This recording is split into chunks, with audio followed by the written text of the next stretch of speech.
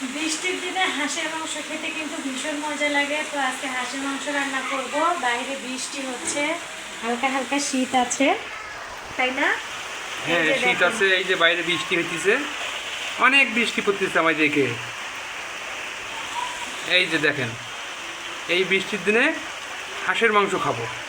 তাহলে বউকে বললাম হাঁসের মাংস রান্না করতে। এখন কিন্তু হাঁসের মাংসগুলো ধুয়ে পরিষ্কার করে নেব। বাড়ির কিন্তু দেশি হাঁস, খেতে ভালোই লাগবে। আর দেখেন হাঁসের মাংসগুলোতে এত তেল হয়েছে, এই হাঁসের মাংস খেতে কিন্তু বেশি টেস্ট লাগবে, তাই না? হ্যাঁ, তুমি পড়তে দেখো নাই কি তেলটা বের হয়েছিল? হ্যাঁ, প্রচুর তেল। বাড়িতে পালা হাঁস তো।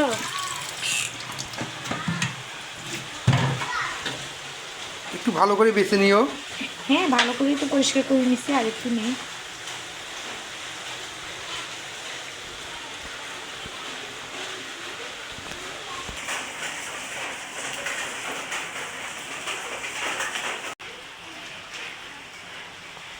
হাঁসগুলো তো পরিষ্কার আছে বুঝছো, আর একটু চেক করে নিচ্ছি। হ্যাঁ, ওই জন্য ভালো করে বল নাও, চেক করে বললাম।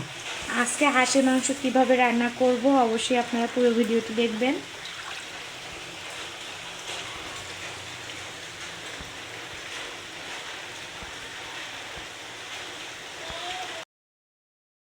এখন হচ্ছে হাঁসের মাংস রান্না করার জন্য এই যে তেলটা আগে গরম করে নিয়েছি, তারপরে এই যে পেঁয়াজগুলো দিয়ে দিলাম। তো আমি বরাবরই রান্না করার সময় আগে তেলটা ভালো করে গরম করে নিই, তারপরে পেঁয়াজ দিয়ে দিই। আর এখন হচ্ছে এই যে নেড়ে চেড়ে নিচ্ছি। আজকে আমি কিন্তু হাঁসের মাংসে পেঁয়াজটা একটু কম দিলাম, কারণ হাঁসের মাংসে বাটা মশলাটা বেশি দিলে বেশি টেস্ট হয় এবং রান্নার কালারটা অনেক সুন্দর হয়। তার জন্য পেঁয়াজটা একটু কম করে ভেজে নিচ্ছি। তো এরপর দিয়ে দিলাম হচ্ছে ডালচিনি আর তেজপাতা। তো এখন দিয়ে আবারও একটু লাল লাল করে ভেজে নেব। তো ভেজে নেওয়ার পরে হচ্ছে আমি বাটা মশলাগুলো দিয়ে দেব। আর এই তো হচ্ছে বাটা মশলা, এখানে আদা, রসুন, জিরে, গরম মশলা আর হচ্ছে শুকনো মরিচ সব কিছু একসাথে মিক্সড করে নিয়েছিলাম ব্লেন্ডারে। তো এখন ব্লেন্ডারের ডিশটা ধুয়ে একটু মশলার পানিগুলোও দিয়ে দেবো, দিয়ে একটু নেড়ে চেড়ে নেব। আর মশলা আসলে যত কষাবেন ঠিক ততটাই কিন্তু তরকারির মজা হয়। তো এখন হচ্ছে আমি দিয়ে দেবো কাঁচা মরিচের গুঁড়া একটু, কারণ শুকনো মরিচের গুঁড়াটা একটু কম দিয়েছি। এটা দিলে আর কি একটু ঝালটা হবে এই জন্য। আর হাঁসের মাংস সবসময় আসলে ঝাল ঝাল করে রান্না করলে খেতে কিন্তু ভালোই লাগে, খারাপ লাগে না।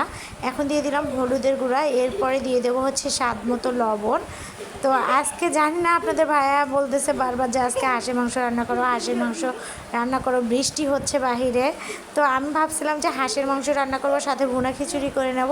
সে বলতেছে নাকি ভুনা খিচুড়ি খাবে না, সাদা ভাতই খাবে হাঁসের মাংসের সাথে। তো এই তো হচ্ছে তার সাথে গল্প করতেছি, আর মশলাটা কিন্তু আমি এই যে কষিয়ে নিচ্ছি। আর আপনাদের সাথে তো শেয়ার করাই হয়নি যে আস্ত রসুন দিয়ে রান্না করব। আমি কিছু আস্ত রসুন ছিলে রেখেছি, এই মশলার সাথে কষিয়ে নেব। আর এখন হচ্ছে সেই আস্ত রসুনগুলোও দিয়ে দেব। আস্ত রসুন দিয়ে কিন্তু হাঁসের মাংস খুবই মজা হয়, যেমন মুরগির মাংস রান্না করলে মজা হয়, তেমনি কিন্তু হাঁসের মাংস দিয়ে আস্ত রসুন খেতে ভালোই লাগে। তো এখন বেশ কিছুক্ষণ কিন্তু আস্ত রসুনগুলো হচ্ছে মশলার মধ্যে একটু কষিয়ে নেব। আর এই তো হচ্ছে হাঁসের মাংসগুলো দিয়ে দিচ্ছি। আর হাঁসের মাংসগুলো কিন্তু হচ্ছে একদম লাল টসটসে, দেখতেও কিন্তু ভালো লাগতেছিল। তো এই তো এখন হচ্ছে নেড়ে চেড়ে নিচ্ছি। আর একটা কথা কি জানেন, এই কড়াইয়ে রান্না করতে ধরলে গ্যাসে কড়াইটা শুধু নড়াচড়া করে। তো যাই হোক, এখন আমি আর কি নুসনি দিয়ে ধরে নিছি। আর এই তো হচ্ছে যে কষিয়ে নিচ্ছি, কষানো হয়ে গেলে হচ্ছে একটু ঢেকে দেব। আমার কিন্তু হাঁসের মাংস কষানো হয়ে গেছে। এই যে দেখো, খুব সুন্দর একটা কিন্তু কালার চলে এসেছে, তাই না? হ্যাঁ, গরম গরম ভাত। হাঁসের তেল ছিল অনেক তো। হ্যাঁ। আর মনে হয় তুমি সয়াবিন তেল অনেক মারছো। না না, হাঁসের তেল থেকে তেলটা বেরিয়েছে। তাই? গরম গরম ভাতের সাথে কিন্তু ভীষণ ভালো লাগবে। হ্যাঁ, অনেক ভালো লাগবে। রসুনগুলো দেখো সিদ্ধ হয়েছে কষাতে, হ্যাঁ, একেবারে মমের মতো হয়েছে।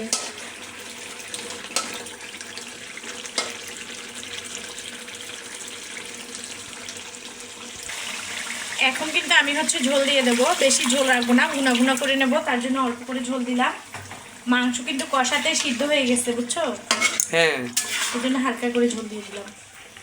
আর হাঁসের মাংসের তেল না থাকলে খেতে ভালো লাগে না।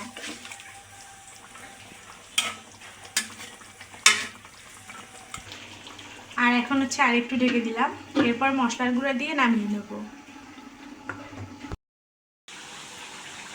এখন হচ্ছে মশলার গুঁড়া দিয়ে দেবো। এদিকে আপনাদের মাছ ভাজা খাবে, তার জন্য মাছও ভাজতে হবে। সেটাও রেডি করে নিয়েছি। এদিকে তেল ওই যে গরম হচ্ছে, আর এখন হচ্ছে মশলাগুলো দিয়ে দেবো। হালকা করে দিলাম, বুঝছো?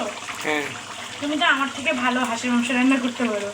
তো আজকে আমার হাতেরটা খেয়ে দেখো কেমন হয়েছে, এরপরে রান্না করলে তুমি করে দেবে। ঠিক আচ্ছা আছে? ঠিক আছে।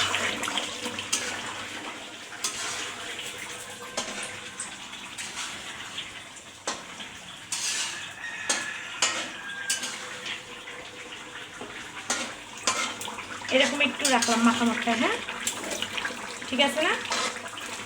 নয়তো রসুনগুলো একেবারেই গলে যাবে। তো এখন এই যে মাছগুলো ভেজে নিচ্ছি।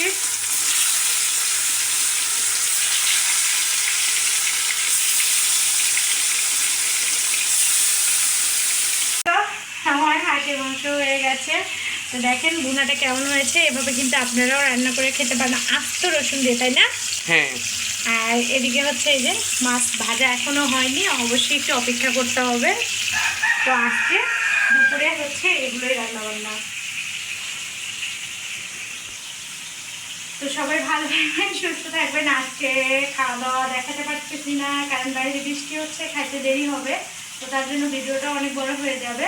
তো সবাই আমার ভিডিওগুলো দেখবেন, লাইক করুন, শেয়ার করে পাশে থাকবেন। আজকে এই পর্যন্তই, আল্লাহ হাফেজ।